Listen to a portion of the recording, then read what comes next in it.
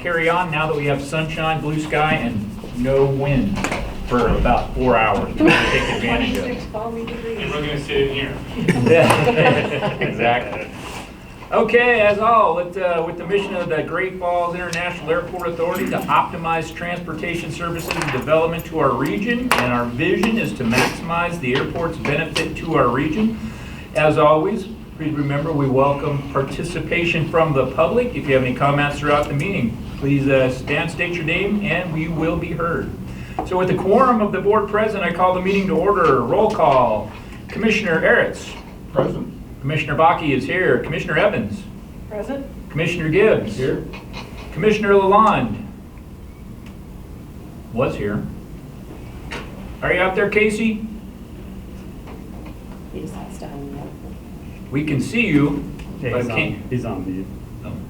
We got you on mute, Casey. He might still be on mute. All right. Well, we can see you clicking on, so we're going to assume that you're here. And Commissioner Timbo. We got you clicking on too. Maybe we're on mute. No. We're not on mute. Alyssa check it. Yes. Because she's in the office. In the lower left-hand corner is the mute, the little red thing. If you click on that, you'll see it come up on mute. So we'll let you guys keep working on that while we go through the next order of business, which is the Pledge of Allegiance. Hey, Smith's here. Yeah. Oh, what the heck? Mark that down, would you? There we go. Commissioner Smith is present. Sorry, I jumped over.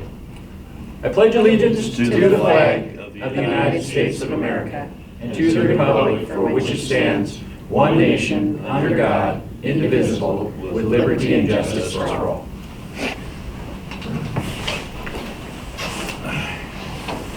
You want to run around and check it? No, it says I'm right- gonna, yeah. this happened It on says my record. meeting this morning on Zoom as well, so they may have changed something, but go ahead. Okay. They can hear you, we just can't hear them when they talk. Okay. Laura's gonna work on getting you guys to be able to speak to it, but we're gonna continue with the consent agenda and get through the verbal portion anyway. All right, we'll start off with consent agenda, being made up of routine day-to-day items that require board action but do not appear to have significant public impact. Items may be pulled from the consent agenda for separate discussion vote by any board member. Item A, board approval of board meeting minutes from February 2021. B, payroll checks totaling $91,423.57. C, maintenance and operation checks number 25940 through 25980 totaling $119,916.49. D, approval of passenger facility charge totaling $23,000. And E, final reports for February of financial reports for February 2021. Fine. Absolutely. Hey, Casey, can you try now, and Todd? Just say something?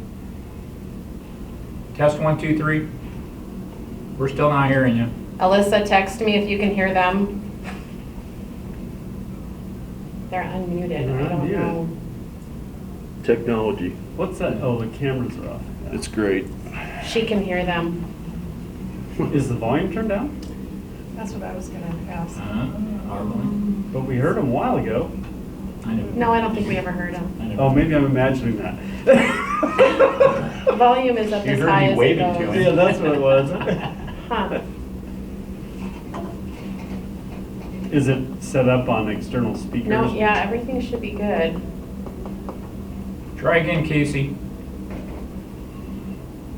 Gotta be local to the computer. Do we need an external speaker? Well, it's just weird because this happened this morning on another Zoom call I was on. Everyone on the Zoom couldn't be heard. But it's funny that she can hear them though. They did just push out an upgrade Yeah. yesterday or the day before. Zoom upgrade. Hey, Casey, will you try again? Yep, how about There we go. Ah, yes. What button Okay. was There was a speaker muted here. it? All right, Casey, we got you loud and clear. And then How try about you, Todd. Can you hear me? Hey, Ah, we got There you we go. loud and clear. Were you able to hear the consent agenda, or do I need to repeat it one more time? No, I heard it. Excellent. Yep, I heard it. All right, so with all members hearing the consent agenda, do I have a motion to accept it as stated? Make a motion. All right, I have a motion and a second. And I have a second. Is there any discussion or any items that anyone would like to pull to discuss independently? All right, with a motion and a second and no further discussion, all in favor of accepting the consent agenda as stated, do so by saying aye. Aye. Aye. All opposed, nay? All right, consent agenda passes. Move on to the director's report. Yes, happy March, everybody. It's good to see you all. Just a couple things to mention this month. We've been making progress with FedEx slowly but steadily. We go great intervals between hearing from them, and then all of a sudden we hear from them for a couple days. And so I think we're narrowing down to the last couple of issues. We did talk, I talked to their property manager this week, and one of the things they asked for, we had previously had a 30-year lease that we had agreed to with them. They asked if we would add another 10-year option to that to make it a 40-year lease since they're buying the property. And so we agreed to that. That's within the realm of what most of our new leases are when people are buying property or building a property here at the airport. And so we did agree to that, and we think we're very near to having them sign it. They're still having some internal discussions.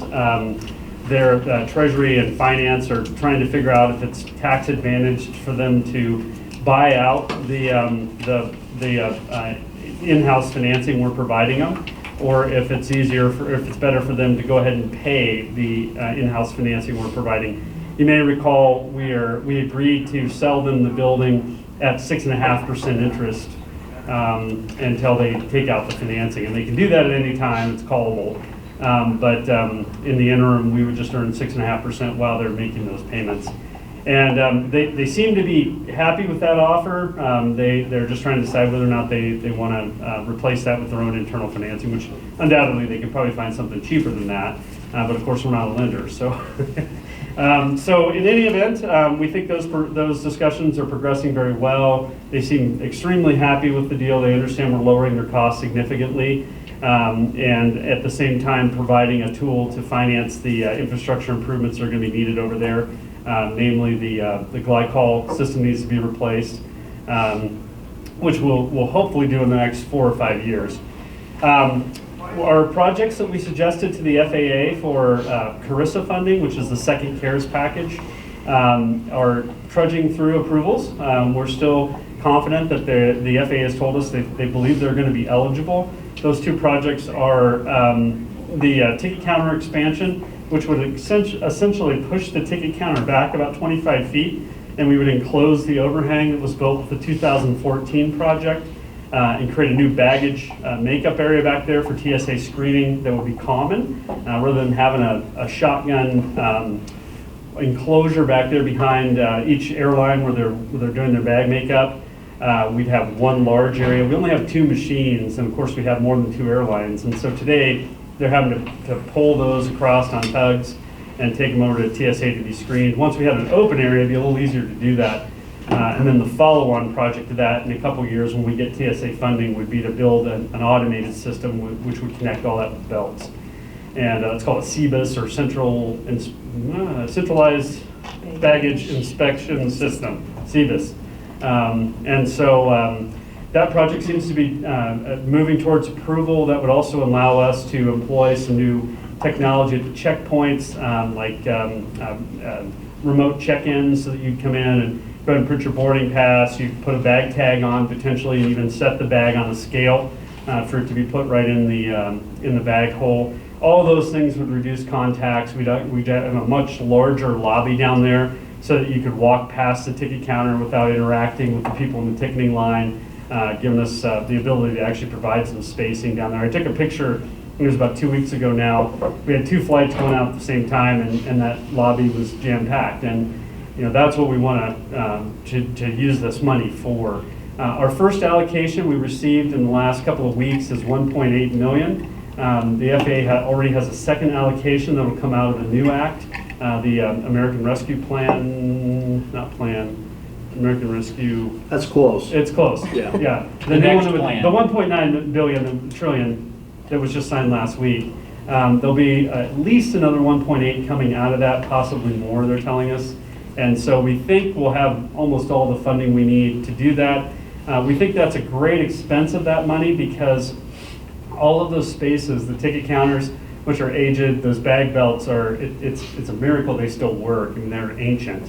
All of those systems need replaced, and none of that is eligible for our other funding sources because it's leased area.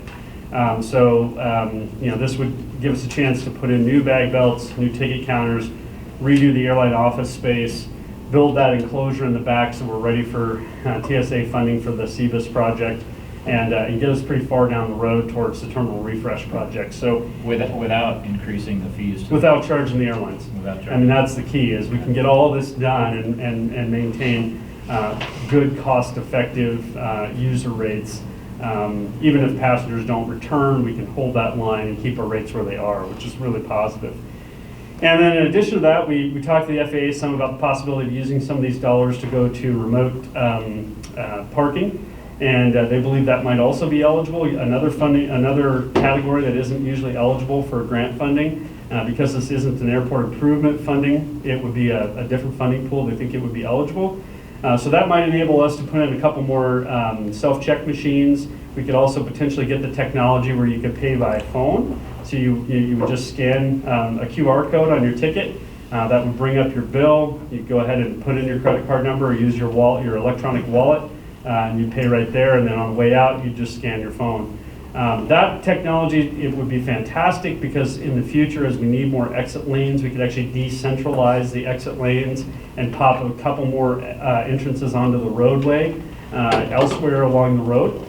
So that if all you needed to have was a scan of the QR code to get out, you just have a very simple weatherproof machine that we could put there to do that. And so we're pretty interested in that technology. So we're going to continue moving down that road. I just spoke this morning to an IT consultant that's working on our parking to look at what we have out there. He does think we need some new servers out there. The servers we have are dated.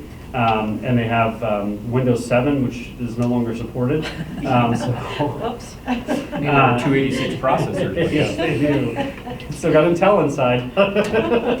But nonetheless, there would be, if we decide we do want to take over that parking operation, we would have to make some investments in order to do that. And so we've got them kind of outlining that. We have to extend fiber. You may remember a few years ago when we put in that signboard that has the digital screen on it.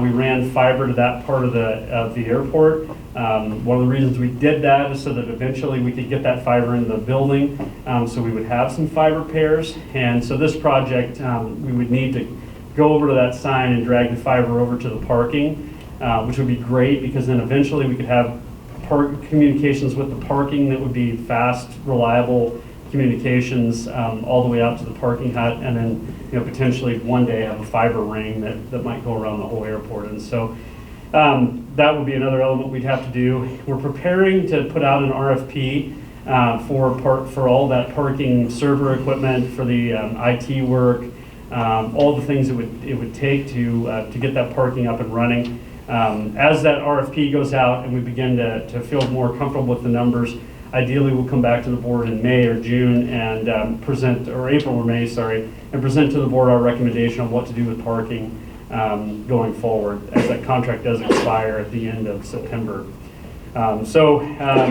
Much work to do there on the parking side. Right now our traffic remains about at half. Last month was the lowest percentage decrease that we've had since last March. We're down about 46%, so we are rebounding slightly. It was not a fantastic month, but the passengers are starting to return. I'm anxious to see this month. It looks like we're getting some spring break travel, which is really encouraging. So we're still running around the national average about in terms of the percentage decrease. Many of the Montana airports are doing much better than that. But as of yet, we really haven't seen a pop. Hopefully, as we get through March and into April, obviously we're going to see year-over-year increases that are pretty sizable because last year we had just incredible losses. As things upswing, as we get into June, ideally we'll be kind of getting back to a 2019 level, at least something that's a smaller integer of 2019. And so the recovery continues, although at a slow pace. We've had a lot of discussions over the last couple of weeks with Dick Anderson regarding our condo warehouses. That partnership is starting to take hold. We're finishing up a couple of documents for their review, a master agreement, which would more or less just spell out what we're trying to accomplish with the project. It would spell out the partnership between us, the joint venture. And then we have what we call a development agreement, and our vision on that is every time we sign up to do a number of these warehouses, we would sign a new development agreement which would spell out the specific terms of that phase, what we think they'll cost, what we're willing to sell them for, how we plan to own them. So will the airport buy some and Dick Anderson's going to buy some? We already have 4 or 5 sold maybe. That would all go in the development agreement, so we have a good agreement every time on what we're going to do with that phase. Following that, we'd also have a ground lease that we'll include in these documents so that they know what to expect when we negotiate a lease with a purchaser. Obviously, they don't want to see any poison pills in there that we're being unreasonable or charging too much ground rent or whatever. So we'd want to spell those terms out and attach that to the master agreement. And then there would be an approved sublease form, which we both would use if we decide to retain units and lease them out. And again, just making sure we both see what each other are doing so we don't have different leases out there that have different terms. That aren't close to each other and we're marketing against each other. We definitely want to spell that out too. And so on the document side, things are moving along nicely. I talked to them last week with regard to the buildings themselves. They're getting ready to hire an architect. They've selected a couple firms that they want to interview. They asked if our board could participate in those interviews. I asked Commissioner Eretz if he would mind sitting in on those interviews and giving them some thoughts. They kind of posed it as more of a tiebreaker if they can't decide, they'd like some additional thoughts from the airport, and I thought that was a good idea. And so we'll have some interaction in that dialogue as they pick their architect that'll be working on those buildings. I think a lot of the challenges to these buildings really are architectural, so I think it's really important they get a strong team. I gave them some ideas, some questions I would ask, things like, what are some cost-effective ways that we could differentiate the fronts of these buildings to make them appealing in a business park setting, but yet keep them functional, things like that. What are some modifications we could put in the building that would make them more applicable to a wide variety of different tenants, and let the architect think through some of those design challenges and give us some ideas. And so the wheels are slowly beginning to turn on this project, which is really exciting to see. We'll be in front of the city. I got an email from them last week. There's a consent meeting on the 4th where it'll appear on the consent agenda. They suggested we didn't need anyone at that meeting, so we don't plan to attend. We will be again in front of the commission on May 23rd. That's the meeting where they'll approve the TIF and the expenditure and the development agreement and everything. And so on May 23rd, we'll finally get the go-ahead on the TIF document, or not the go-ahead, I guess. One of the two things will happen. Don't want to jinx yourself. It could get tabled, I suppose, but yeah, the project is moving along nicely. We're pretty encouraged about that. We hope we'll be able to build some utilities, maybe even this summer. We have the two things I would point out about that transaction is number one, and Dick Anderson's aware of this, we absolutely positively have to have units built by about September of 23. That's the drop dead date where we have to have done what we need to do and get the bonds issued. And so, that will be an important date next summer. We really need to, not this upcoming summer, but the following, we really need to be in the ground building up some buildings. And then the other thing, there's still a lot of discretion in that document about the city issuing bonds. They have a lot of parachutes that they can pull if they're not happy with the way that project's going. And so, there is risk, and I think it's worthwhile for us to understand that. One thing, for example, the majority of the units have to be sold to manufacturers according to the bond agreement for them to issue bonds. So it'll be really important in that first phase that we identify some companies that do some manufacturing, or secondary industries, I should say. That's generally being interpreted to mean manufacturers, but actually, as Mick points out, there isn't really a state definition of that. So that'll be an important threshold probably next year as we look at who the tenants are going to be in the first phase.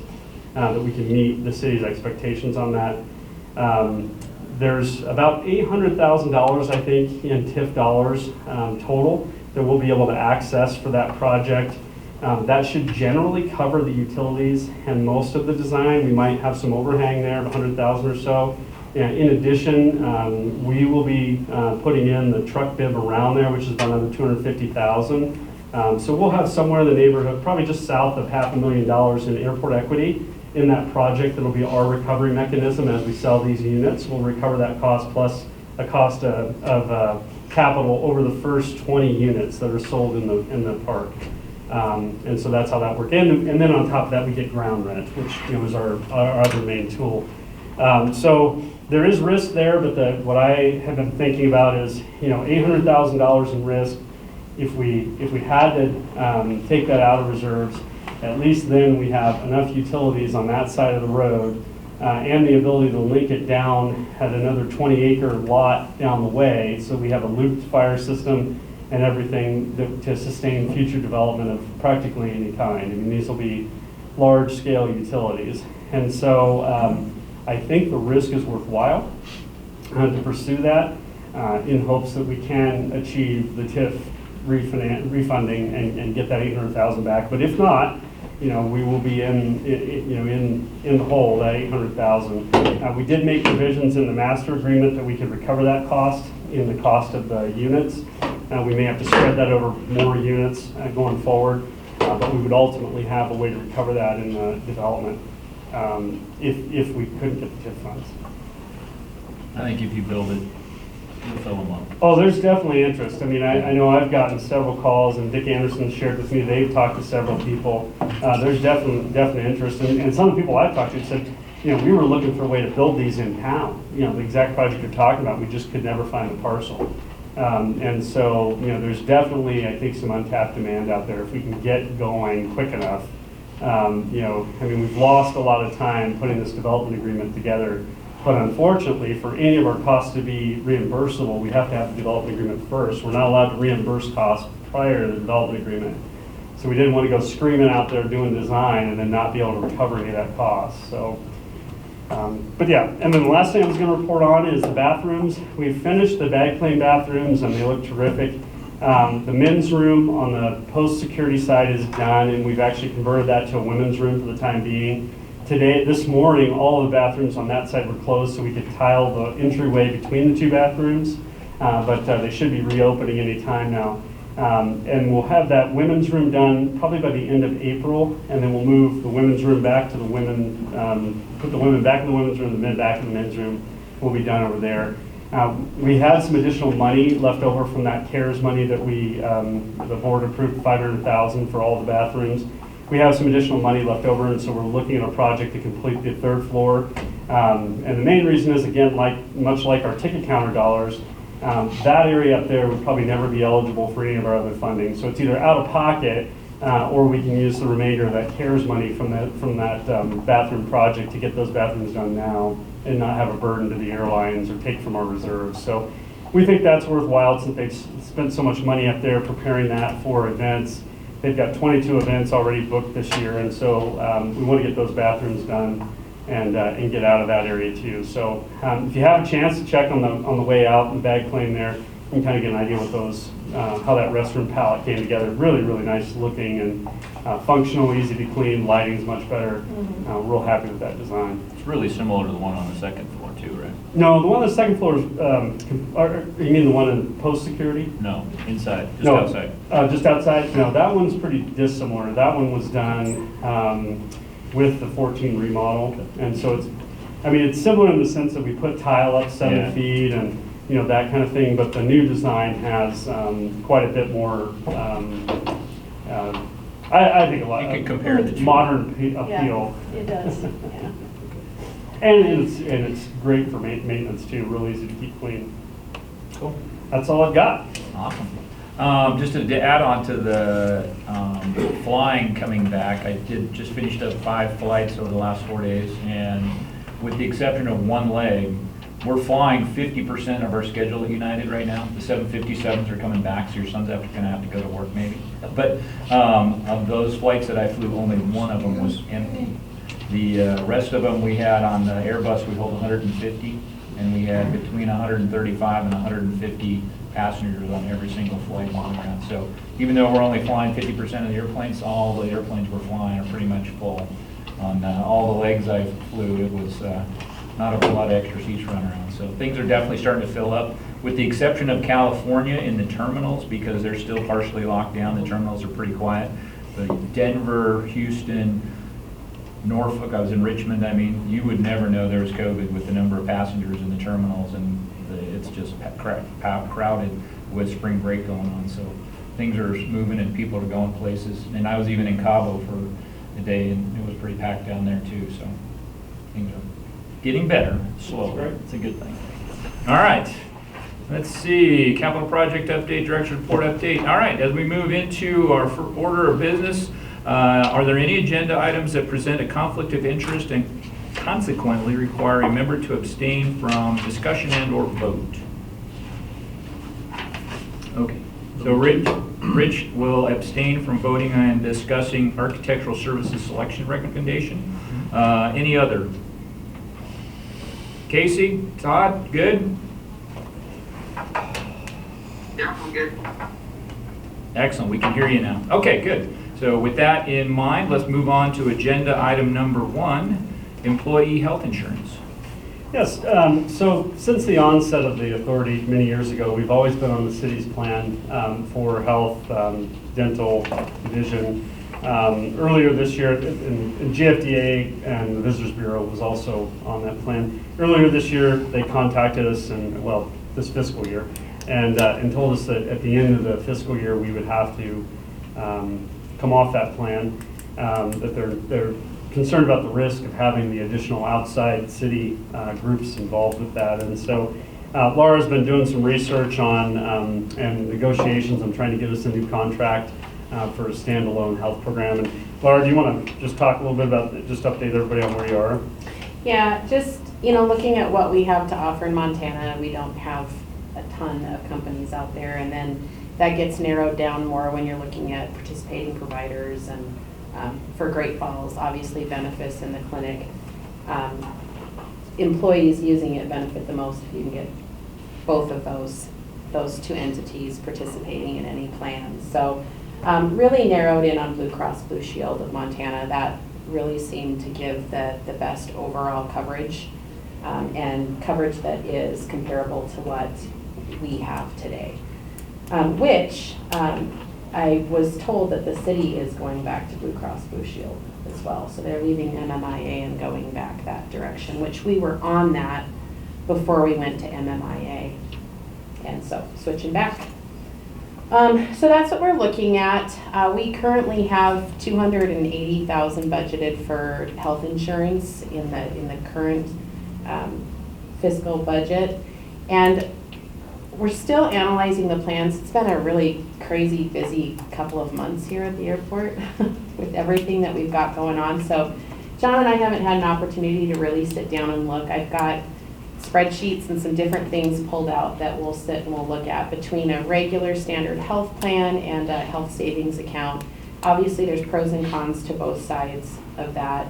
But I do feel confident that with either one of those directions, we can be right around that 280 still.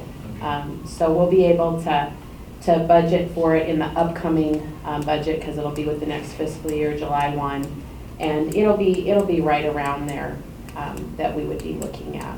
What percentage do employees contribute at this time? It's 90-10. 90-10? Yep. And is that going to change? No, I'm trying to keep everything pretty much the same as I'm comparing numbers. And both benefits and Great Falls Clinic are going to be in service or in? They're in-network providers, yes, which Gives you the keeps best those benefit. costs down as well. So we think we can keep it at about the same budget that we had before, and obviously, the cost of it would be approved in the next budget cycle. But because it's a new contract, we've never had a contract, for medical healthcare insurance before. We wanted to bring this to the board and ensure that the board's comfortable with us moving forward, because it is although the benefits are similar and the costs are similar, it is the first time we'll be contracting this outside of our partnership with the city on, really since forever. That's a long time ago. From the beginning. Is the 90-10 split pretty standard for government employees in the state? I'd say it's It probably, is. yeah. And that's what the city goes with as well. Okay, I just curious. Who pays to 90 and who pays to 10? The 90 is the airport, is the employer, the 10 is the employee. That's actually really well. That's a good, Yeah. I know from our point, it's a 65-35 split. So. Yeah. Wow. Dwight, you had input? Do you provide any coverage for dependents? Yes. And what is it? The same? Are you asking about the percentage? Is it 90-10? It's 90-10, yeah. Depending on the plan that they're choosing to go under. Not just similar to what Rich is talking about from a private business standpoint. We're doing 80-20 Mhm. straight across. And when we went to 50% for dependents, it was amazing how it drove the cost down. Yep. Some people didn't even know their kids were on there. They said, well, my wife can get it through her work much cheaper, and so nobody went without. Yeah. But we were just, our agent told us we were being a little too generous with the dependents. Yeah. And we've had those discussions from the beginning with people, talking about what the spouse has and what we have to offer versus, and we have several that aren't using it for kids or even for themselves just because we've had those discussions.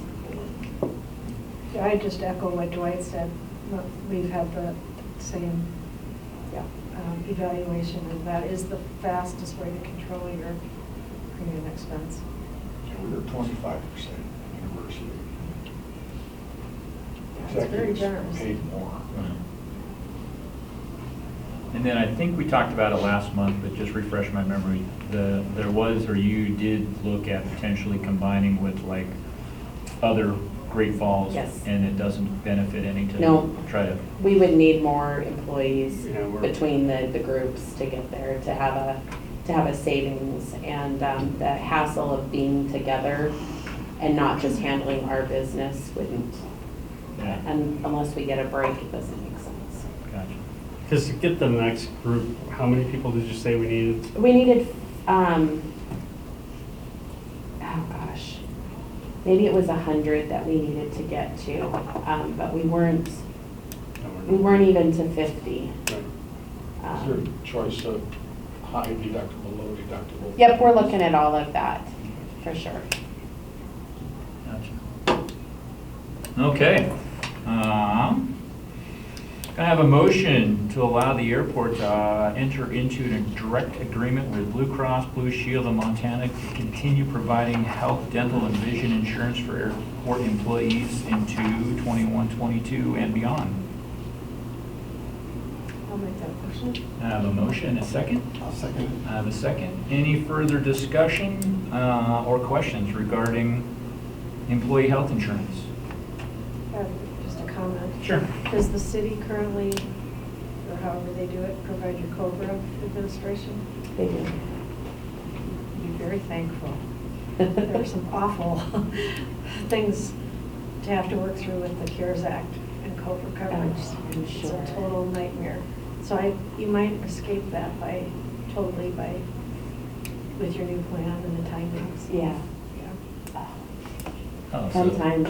Oh, that would be, Yeah, and, another discussion we have had with the city is the plan that was previously offered allowed retired employees to retain on the plan. And so there are a number of retired employees that are currently on the airport plan, but all of the retirees that kept the plan were prior to the authority being independent. And so we went back to the city and said, these are really your employees, and they were more or less city employees, at the time. And so we are not bringing those retirees with us into the new plan.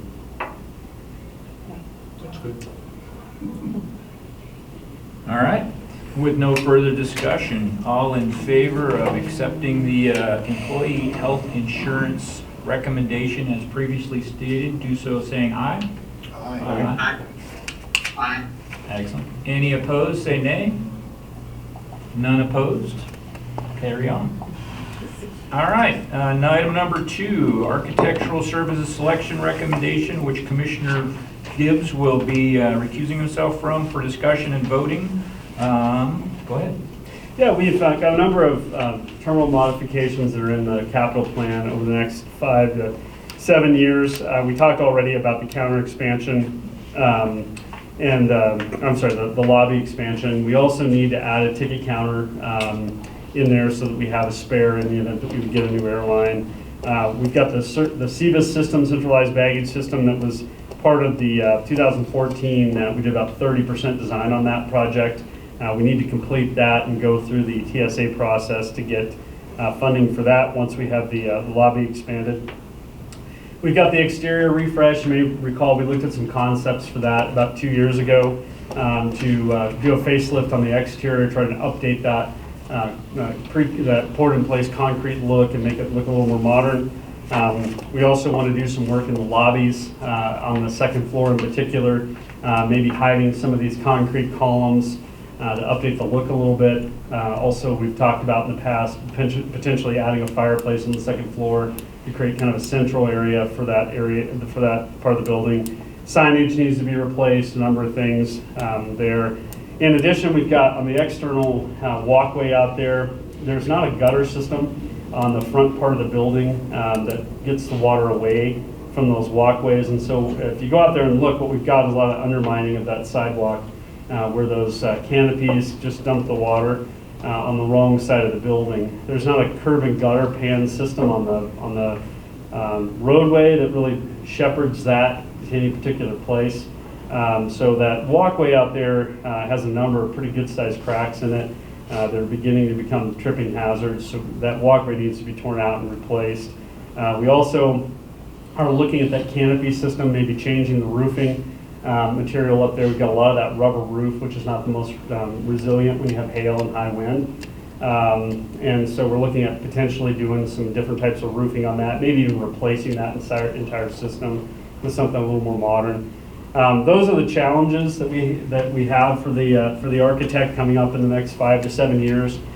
We did an RFQ about 2 months ago, and that resulted in 2 interviews that were conducted a couple of weeks ago with 2 great firms. We had a really good discussion with both of them, and the board unanimously chose to recommend, the selection committee I should say, to recommend RS&H, who's teamed with LaRue Page Warner, or LPW, here in town, as the firm selected to get that 5-year contract, 2 1-year options. We did have some board participation in those interviews, and Chairman, if you'd be interested maybe in asking, if there's any absolutely. other. Any comments from the interviewees off the board? They were both wonderful presentations, extremely qualified personnel, a lot of interesting concepts, great discussion.